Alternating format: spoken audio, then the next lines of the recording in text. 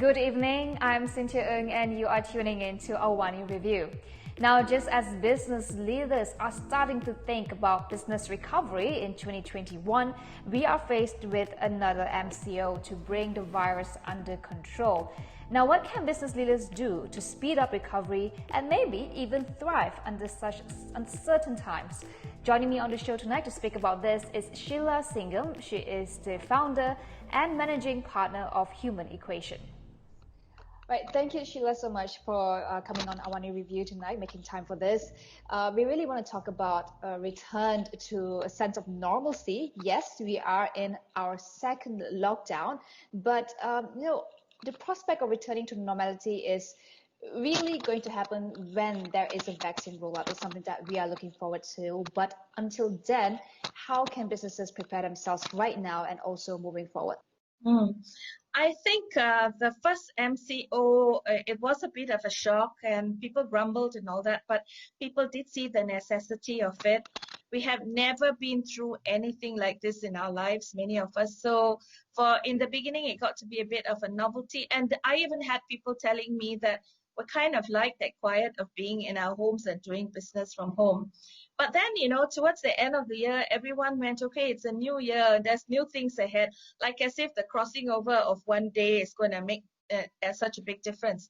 But now I think there is a sense of, okay, we kind of know what to do, but we had made some recovery plans and now we got to put that on hold. But at the end of the day, this thing is going to go on. We don't know for how long. They're saying that they need a certain number of weeks as a circuit breaker. So it might be that. Might be more than 2 weeks. It might even go on to what MCO 1.0 was. The thing is, I have found, Cynthia, that sitting down and getting frozen and waiting for it to pass is not going to be very helpful. We need to be looking at what we need to do now. We need to be looking at enterprise resilience. How do we create our enterprises right now to be more resilient? So the things that we can do right now is to start looking at consumer behavior. Consumer behavior has changed from MCO 1.0 till now. It changed, and even when they lifted restrictions, okay, people still did go out, started going out to restaurants and malls and all that, but there was still a huge portion of people who were still like ordering food from restaurants, ordering things, and also e-commerce is here to go, and it's not. It's here to stay and it's not going to go. So what we need to do is to be looking at consumer behavior, not just in terms of e-commerce trends and all that, but also in terms of what consumers want now. The priorities of customers have changed quite a bit, especially with MCO 2.0. You're going to find that they're going to be consolidating their resources, the cash flow a bit more. So they're going to be a bit particular about what they're spending on. What business leaders, organization leaders, what should they prioritize for the time being as we face another round of MCO, and also not knowing just how long this might last? We thought 2020 was the worst, and now heading to 2021, we expected some kind of recovery. We hit a speed bump. So it is a unknown, prolonged uncertainty that is really, really driving a lot of anxiety among business owners. So what should they prioritize for this period? Okay, so Cynthia, my company is called Human Equation. So I always say we will have to prioritize the people first. Who are the humans, the people you're talking about in this instance? It's your own internal stakeholders, your employees, as well as your external stakeholders, which is your customers. So what leaders need to be prioritizing right now, they need to be looking at the cost, okay, keeping their costs down. We need to be going back to our people internally and asking them, what are they comfortable with? Now, leaders need to learn to trust their people. Once upon a time, before MCO 1.0, everyone turned around and said, oh, no, we cannot have our people working from home. Everyone must come to office. And then what happened? For 3 months, everyone was working from home except the essential services. And then we found out people can work from home. And interestingly, people were doing better. Of course, they were, there are people who were getting used to digital platforms and all that sort of thing. So there was a bit of a glitch there until everyone got comfortable. Today, from the youngest to the oldest employees, they all know how to work digitally. So, but still, right now, you need to be looking at the welfare of people. People are scared. Once again, everyone is scared. Okay, it's not just about the economic situation. It's also, everyone says, oh, an emergency situation, an MCO. What does this mean? But I think we need to stop looking outside and getting sort of nervous about the things that are happening out there. We need to start looking inside, looking at our people. What is it that we're going to be able to do as leaders to make it most comfortable, to make them most productive? And the things that I kept hearing from people during MCO and so on, the people working from home, is that they wish they had more respect from the employers, and that the leaders were able to sort of understand that when you're in lockdown at home with your family and children who can't go to school and all that sort of thing, there's a whole different set of responsibilities. It's not like an office situation where 9 to 5 you're there and you're not supposed to be distracted. I have to take care of these things. That's what's in the minds of people. So there needs to be you need to be looking at time, you need to be looking at convenience and so on. What are they afraid of? If you are asking them to come back on alternate weeks to the office, even the journey going to the office, is it safe for them? Is the office safe for them? Even stepping into a lift and going to your office within the building, how safe is that? What do they want? So all of these things have to be considered. Also need to be talking at your employees to find out what is their perception of the company culture right now. Culture has changed in the past 1 year. Is it better? Is it worse? What can we do? So that is looking at your employees. And then again, the customers, as I mentioned before, having conversations, doing surveys, focus groups. You can do all of this online to find out from the consumers, what are you doing right? What are your products that are great? What are not so great in terms of your services and so on? So looking at people. And this is the time I think that companies should be looking at loyalty programs. Yeah, because the people who stayed with you through this time, they need to be rewarded. You know what I see sometimes, Cynthia? I've been say, a customer of a particular business for 20 years, 30 years. They never offer me anything. But then when someone new, they put in all these adverts, if you sign up now, you get the extra this and that. And I'm going, hey, what about me? So things like that, you need to be looking and rewarding those who are really loyal to you.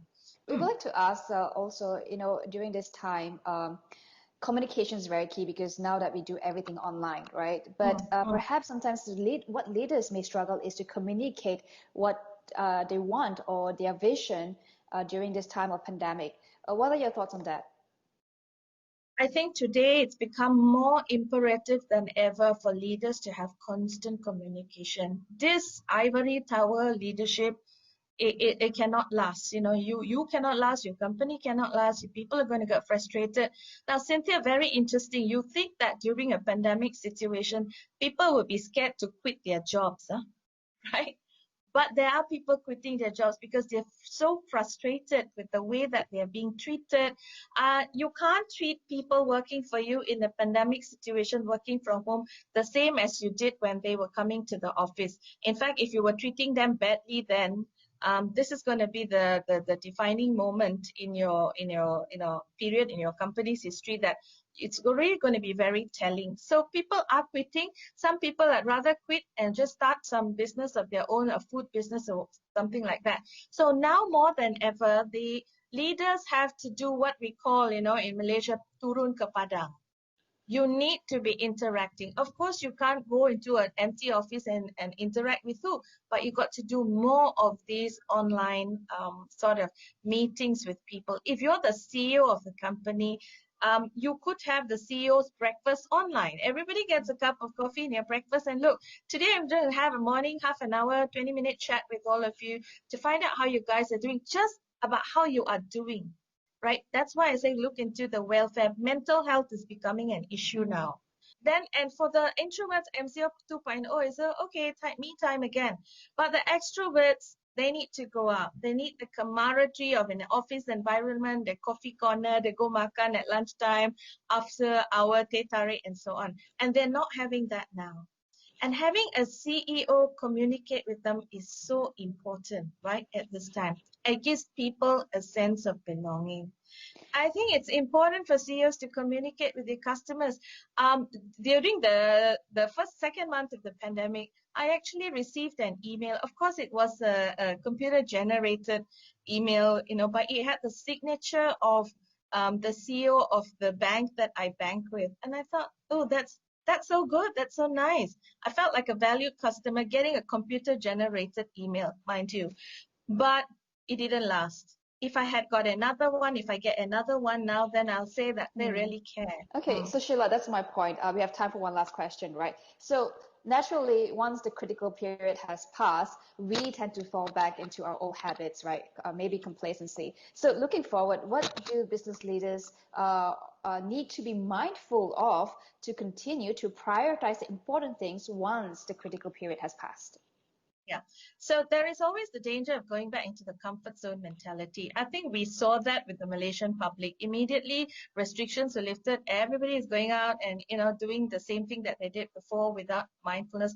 And the numbers are showing. So in the same way, in companies, you need to get out of the comfort zone mentality. You need to go back and re-examine all your policies and all your procedures, the things that you're doing, your governance framework. Governance is becoming very important now, because in a time like this when business is so hard to get and people are so afraid of losing jobs and all that, they're going to do anything to keep their jobs. So we need to be very mindful.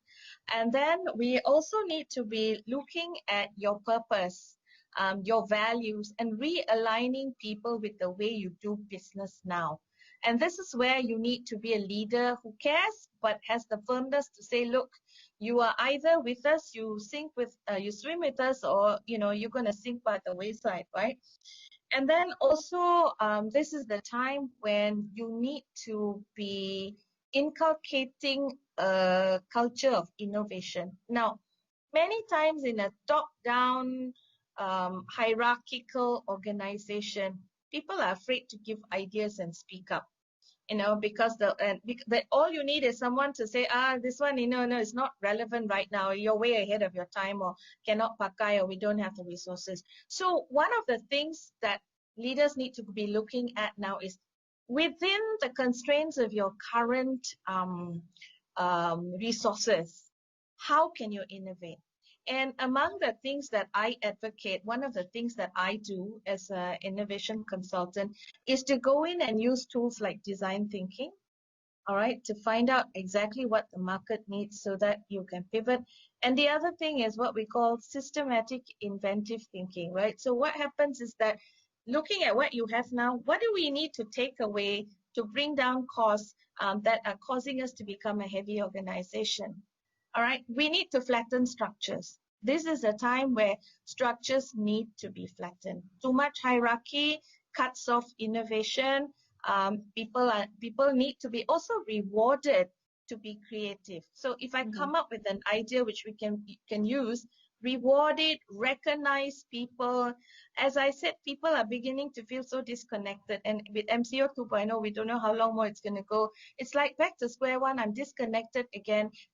We need to learn from the last time what we did do right, repeat it and accelerate it. What we did not do right, learn from that, correct it, and do what we need. And the best way is to talk to your stakeholders and find out what they want, what they need, and then come up with all the, the revisions, the innovations that you need so that you can take your business to and ensure that it's sustainable and continuous.